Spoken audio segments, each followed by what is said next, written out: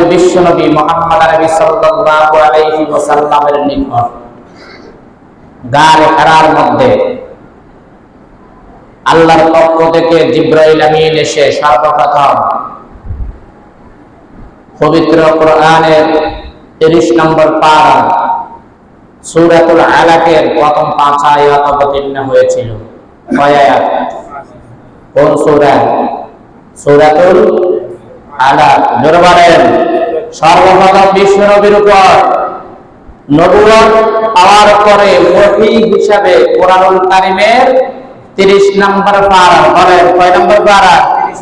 30 নম্বর পারা সূরাতুল আলাক। বলেন সূরাতুল আলাকের প্রথম 5 আয়াত অবতীর্ণ হয়েছে। কোন সূরা? সূরাতুল আলাকের প্রথম 5 আয়াত সর্বপ্রথম বিশ্ব নবীর সিরার উপর আল্লাহ তাআলা ওহী অবতীর্ণ করেছেন। আর কোরআনুল কারীমের মধ্যে পারা কয়টা? পারা কয়টি? আইছে কিছু মানুষের কয় পারা কোরআন শরীফে সেটাও জানা না। কয় পারা? 30টি পারা। কতগুলো আয়াত আছে? ৬৬৬৬ আয়াত। হাদিস শরীফের মধ্যে আসছে ৬৬৬৬ আয়াত যে মুখস্থ করবে, যে সিনের মধ্যে রাখবে, কোরআন অনুযায়ী মৃত্যুর আগ পর্যন্ত নিজের জীবনকে পরিচালনা করে যাবে, আল্লাহ তাআলা হাশরের ময়দানে আল্লাহর সেই গোলামকে, সেই বান্দাকে বলবে, এ পড়ো, তুমি পড়ো। কি পড়ো? কোরআন পড়ো। ওয়ারতাকি, এবং উপরের দিকে উঠতে থাকো।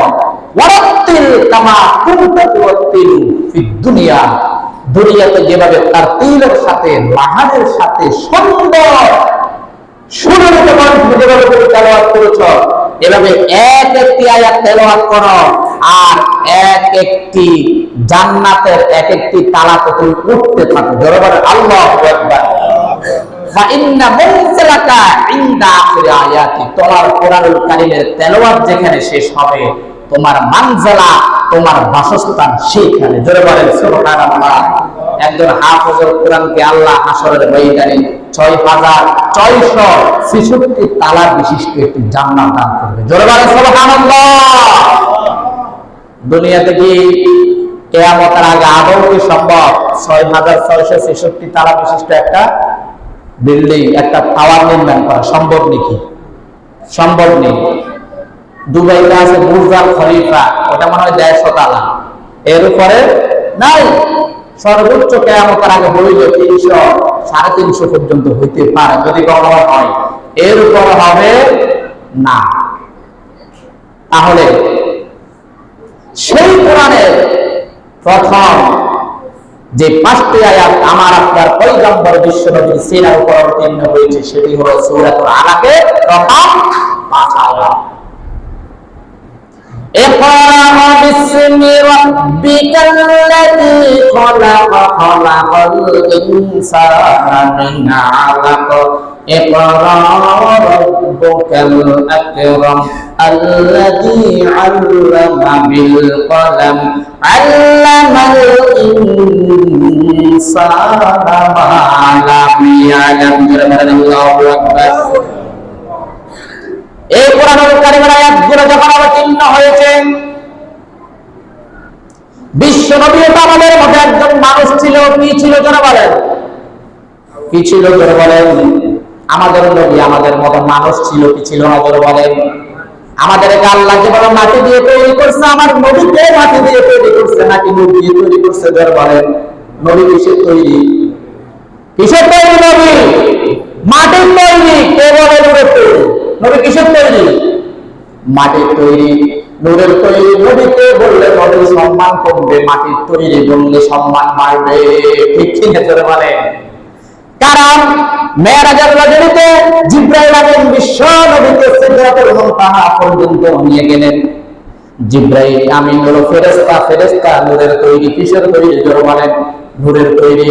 নূরের তৈরি ফেরেশতা বলে যে আগার এক সালে মো এবার তার ফারাম ফরুকে তাকাল্লা বসুজত ফারাম। হে আল্লাহর নবী গো, এই সিদরাতুল মুনতাহা পর্যন্ত হলো আমার শেষ স্টেশন না স্টেশন। আপনি আল্লাহর দরবার পর্যন্ত যাবেন, আর শাহিদ পর্যন্ত যাবেন, আমি আপনার সাথে আর যেতে পারবো না। আপনার জন্য রফরফ আসবে, আল্লাহর সাথে সাক্ষাৎ করার জন্য শুধুমাত্র আপনার জন্য পারমিশন আছে, আমি জিবরাইলের পারমিশন নাই।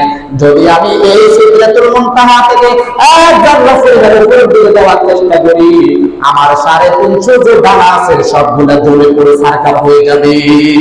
আল্লাহু আকবার। তাহলে মাটির তৈরি মানুষ সিদরাতুল মুনতাহা চেক করে আল্লাহর আরশ আজিম পর্যন্ত কি আল্লাহর সামনে বসে দিদার করতে পারে, কিন্তু নূরের তৈরি ফেরেশতা পারে না। পারেনি জোরে বলেন। যারা লাফায় নূরের তৈরি নবী, এরা নবীরে ছোট করে। যারা বলে নবী কিসের তৈরি, মাটির তৈরি, তারা নবীরে বড় করে। ঠিক কিনা বলে বলেন? নবী কিসের তৈরি? কিসের তৈরি? মাটির তৈরি। নবী কোন নূরের?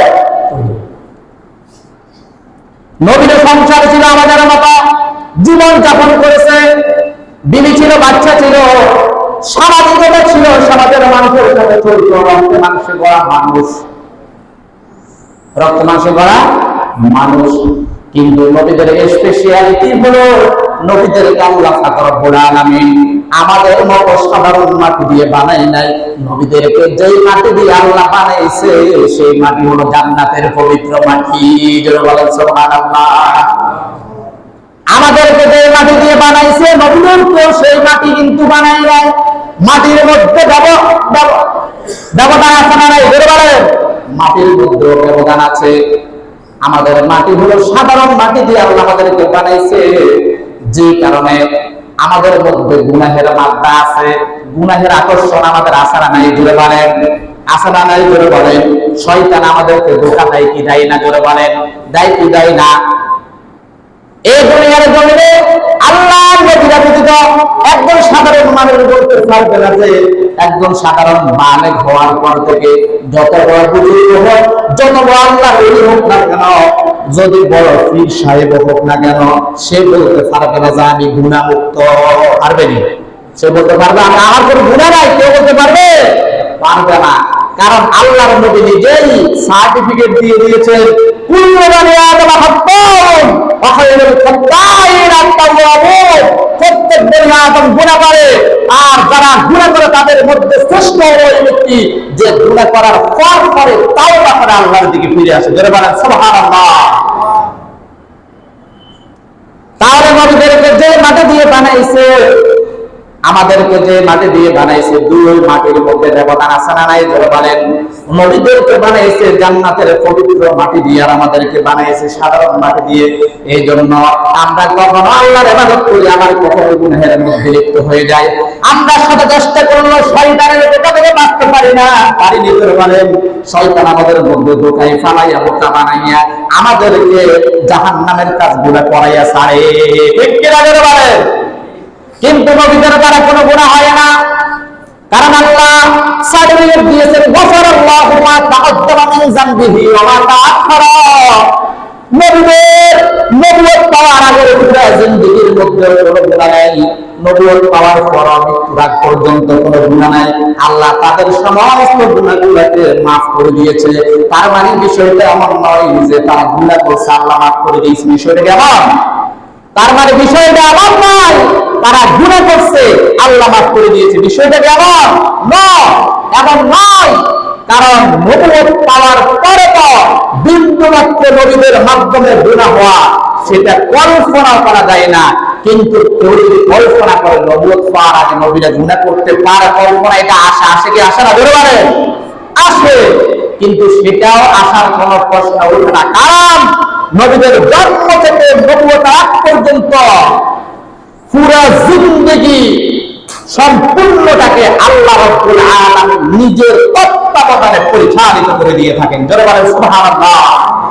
যার জীবনটা স্পেশালি আল্লাহর তত্ত্বাবধানে পরিচালিত হয়, তার জীবনে বিন্দু মাত্র জাররা পরিমাণ গুনাহ হতে পারেনি। জোরে বলেন।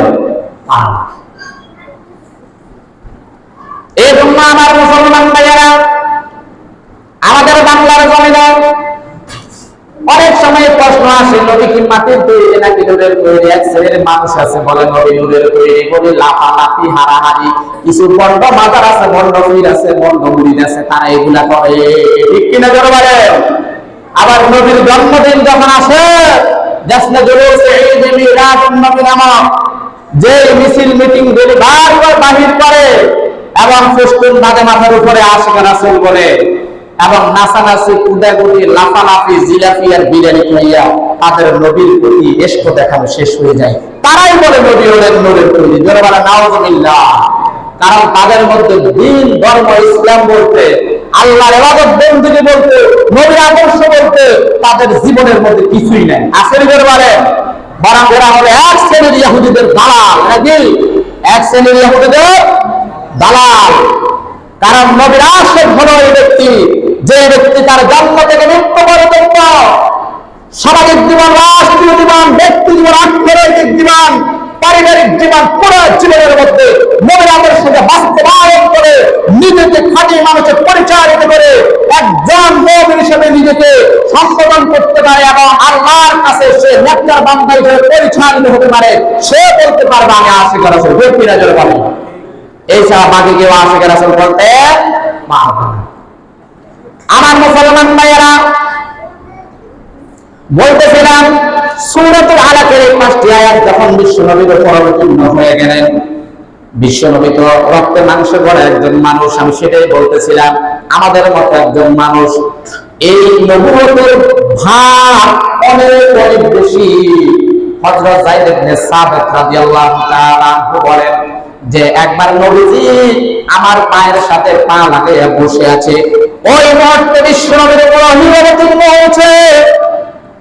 ওহী অবতীর্ণ হওয়ার কারণে বিশ্বনবীর পাটা এত ভারী হয়ে গিয়েছে, মনে হয়েছে আমার পাটা চূর্ণ বিচূর্ণ হয়ে যাচ্ছে। আল্লাহু আকবার বলেন। এই নবুয়ত এত ভারী জিনিস, যার কারণে বিশ্বনবীর মধ্যে কম্পন সৃষ্টি হয়ে গিয়েছে।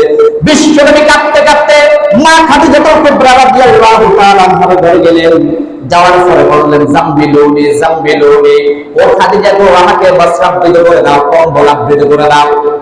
খাদিজা কুবরা রাদিয়াল্লাহু তাআলা আনহা বিশ্বনবীকে কম্বল আবৃত করে দিলেন।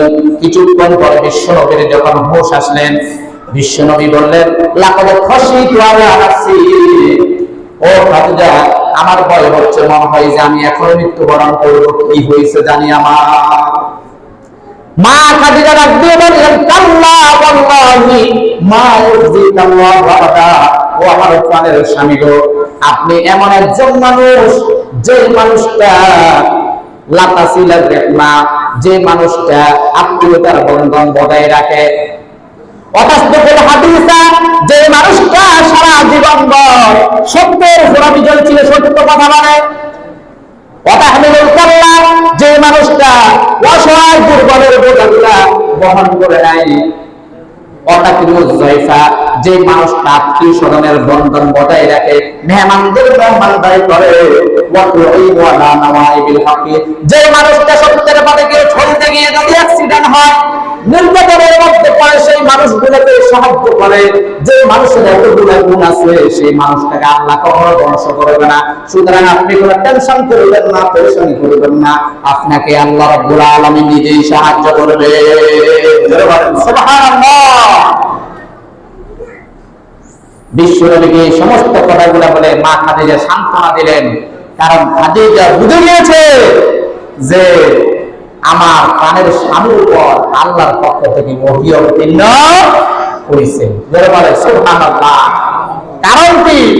কারণ আরবের মধ্যে সবচেয়ে সতী সত্যি এবং সম্মানিত পবিত্র একজন নারী ছিলেন খাদিজা কুবরা রাদিয়াল্লাহু তাআলা আনহা। তার বয়স ছিল 40 বছর, বিশ্বনবীর বয়স ছিল 25 বছর। 25 বছর বয়সে আল্লাহর নবী বিশ্বনবী খাদিজা কুবরা রাদিয়াল্লাহু তাআলা আনহাকে বিবাহ করেছেন। জোরে বলেন সুবহানাল্লাহ। আজকে আমাদের যুবকেরা 25 বছর বয়সে 40 বছর নারীকে বিবাহ করে, জোরে বলেন করে না। কিন্তু বিশ্বনবী করেছেন, সেখানে আল্লাহ তাআলা রহমত আর বরকত রেখে দিয়েছেন। কি রাখছেন? রহমত আর বরকত রেখে দিয়েছেন। আরবের মধ্যে সবচেয়ে বড় ধনী মানুষ ছিল খাদিজাতুল কুবরা রাদিয়াল্লাহু তাআলা আনহা যে মাত্র ইসলাম গ্রহণ করছে সেই মাত্র ইসলামের জন্য সমস্ত সম্পত্তি বিলীন করে দিয়েছে। দরবারে আল্লাহু আকবার।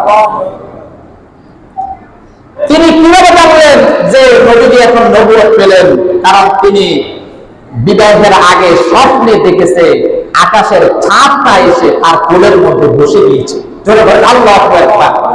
খাদিজা রাদিয়াল্লাহু তাআলা আনহা স্বপ্নে দেখেছেন যে এক রাতে আকাশের চাঁদটা তার কোলের মধ্যে এসে বসে গিয়েছে।